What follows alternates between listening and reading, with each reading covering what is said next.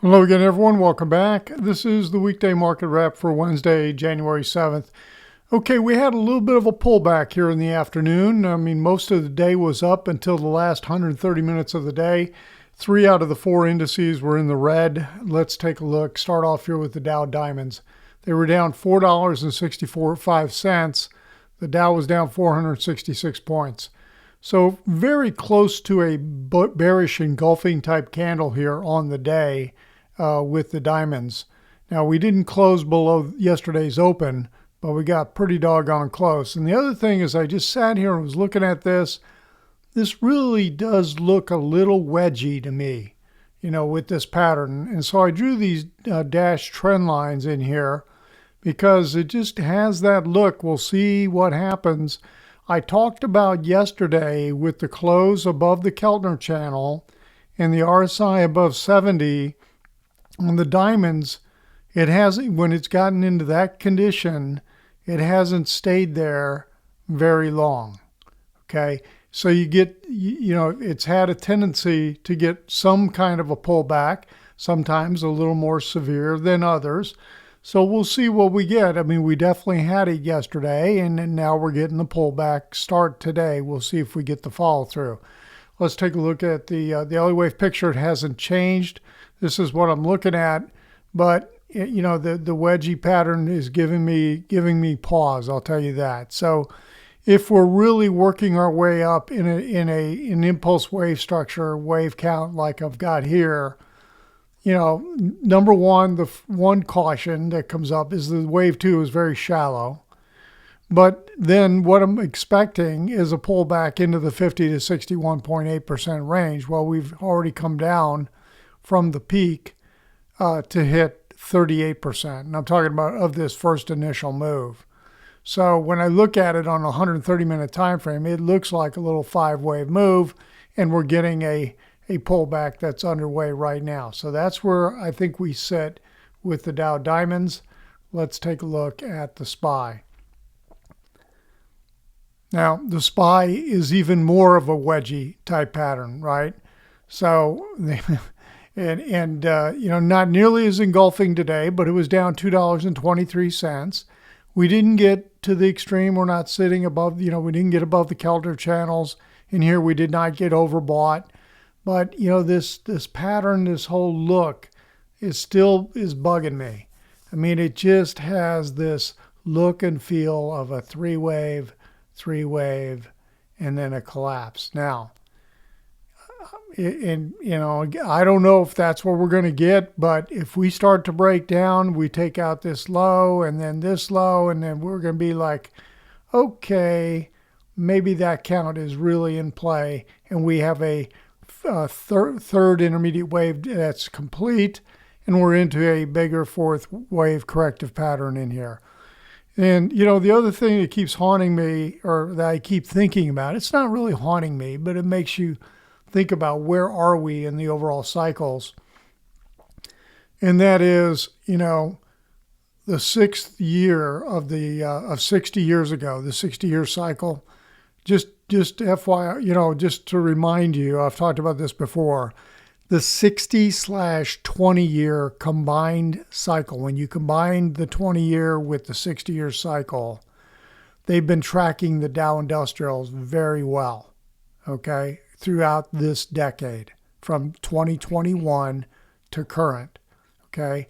And so when you go back to the 60 years ago, you have a peak in the stock market that occurred in the beginning of 1966. So it does make me very cautious when I start to see, where we sit and some of the things that are setting up. So just, keep that in mind. Okay, so the Qs. Let's take a look at the Qs. This has continued to be even weaker than the SPY. Now, this was the only one that was positive today. It was up 60 cents.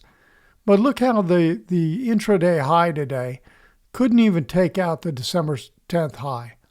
So we still have lower lows in place. So we're looking for this to resolve one way or the other. And yeah, we're keeping an eye out on this wave count down here that says, is this whole thing complete already at the October 29th high? So we'll be watching that, and we just haven't gotten any better clarification. And you could see this is what happened in one 30-minute time frame. Here's what happened that last 130 minutes of the day. Okay, so that is the picture there with the Qs. Now, the IWM is doing a little bit different tune. It's staying a little bit stronger, acting a little more positive, but it was down 60 cents today. Okay, so none of this bearish engulfing, etc. But, still holding this wave 2, 1, 2, looking for the third wave to be underway. Right now, I'd have to say it looks to me like maybe we got 5 little waves, but you see how we kind of consolidated in here, right? Versus, can't remember which one I just looked at where, we had 5 little waves and we were on our way back down. I think it was the Dow Diamonds.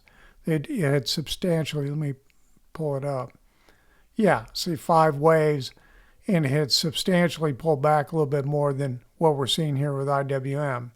So anyway, that's where we sit. No change in the wave count in terms of what we're looking at. Okay, let's take a look at a couple of indicators, see what's going on.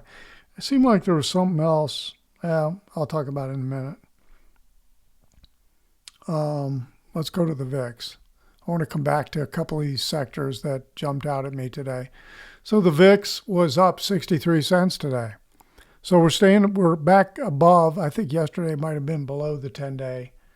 1474. Yeah, it was up by a penny. So we've been up above the 10-day moving average now for 3 days in a row. The other 2 were inside the range of Friday, but we broke Friday's high today and looking a little more bullish from a VIX standpoint. So it'll be interesting to see. All of a sudden we're starting to get some percolation in here and it's starting to move. I'll tell you, the McClellan oscillator is still dead neutral. It pulled back 14.6. I mean, it is like dead neutral. The breadth of the market on the issues, 64% were declining and 72% declining volume.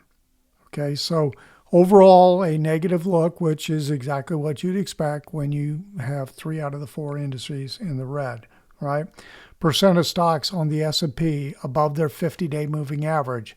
Pretty substantial pullback. Now, I left this wedge, right? You see how I talked about the breakdown, come back, possible kiss goodbye. Are we really going to get a collapse now? We're sitting at 60.4%, down 4.6 percentage points. The percent above the 200-day moving average. Really, you got to say we've been in a sideways consolidation since December 12th. Okay, and now we've pulled back down. We're sitting at 59.4%. It was down about 4 percentage points today. High yield bond fund really didn't do much of anything. It was down 2 cents, a little bit of risk off, but no major change in what it's doing. Bitcoin, though, pulled back. GBTC, I would say that's kind of risk off-ish in terms of what it's doing, closing below the trading of the last 2 days. And Bitcoin futures down 1560 as we speak. Same thing, closing below the trading of the last 2 days. Ethereum pulled back 88 cents in here. Same kind of thing. I don't know that it closed below Monday's low, though. 25.61. No, just we're 2 pennies above Monday's low. On the 10-year yield, let's take a look at that real quick. Where is it? Let me shrink this. It's right here. So this was down 4 basis points today. It's sitting at 4.14%. But look how this too has been in a sideways range since December 10th. So very similar to what I just showed you on the percent of stocks above their 200-day moving average in the S&P. Kind of interesting. So we'll keep an eye on this. I think this is going to be a pretty big player in terms of what's happening with the market. The dollar index. Well, okay, and then related to this, I just wanted to show you. I don't know why if 10-year yields went down, you know, we had a pretty big hit in ITB, the U.S. home builders. It was pretty bearish engulfing today, down $2.39. So the short-term trend is definitely lower. We're still looking at a much bigger range, though, for me to say that the cycle's over. I mean, I want to see the March of last year low or the April low be broken just to conclude that. But right now, these just aren't acting very well at all. WTI. So everybody's talking about oil, got the whole thing, you know, with Venezuela going on, and oil continues to slide. WTI down 59 cents, 56.54. So it continues to slide.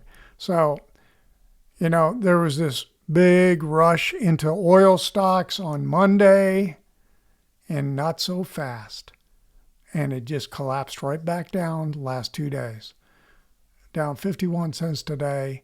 We're sitting well below where it closed on Friday at $45.13. This is the Energy Select S&P Energy ETF.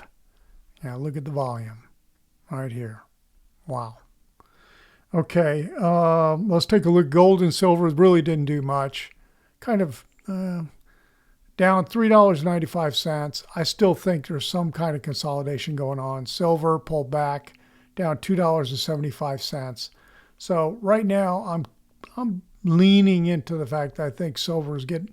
If this isn't wave 5 up here, we're very, very close. So we'll see what we get with this. But you know, as I talked, I mean, the trend is still pretty strong. It just hasn't rolled over, hasn't broken down. And that's where we sit with silver. Okay, that is it for tonight. It seemed like there was something else in, no, that's it. Okay, we'll see what kind of follow through we get tomorrow. And let me go back up to the Dow Diamonds. And we'll see if this continues to sell off and breaks down out of this wedge. Okay, that's the midweek update. Everyone have a great rest of the week. Talk to you on the next video.